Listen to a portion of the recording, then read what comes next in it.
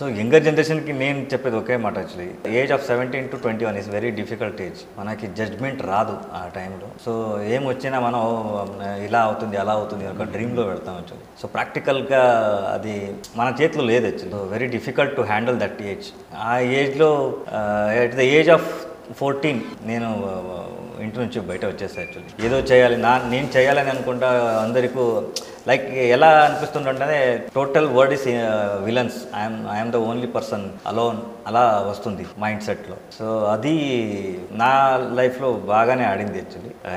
I went to first బెంగళూరులో తినడానికి లేదు, స్లీపింగ్ ప్లేస్ లేదు, అలా అయింది. ఒక 3 months పబ్లిక్ టాయిలెట్లో 3 రూపీస్ ఇచ్చేసి అక్కడ పడుకుంటా. దాని తర్వాత ఆల్ ఓవర్ బెంగళూరు నడిచినే నేను I have travelled total Bengaluru. So opportunity కోసం వెయిట్ చేస్తా, ఏమీ ఆపర్చునిటీస్ రాలేదు. సో సైడ్ బై సైడ్ మనం ఫుడ్ కోసం మనం బేసిక్ వర్క్ ఉంది, స్కల్ప్చర్ వర్క్ ఉంది, అది చేస్తూ ఉంటాం యాక్చువల్లీ.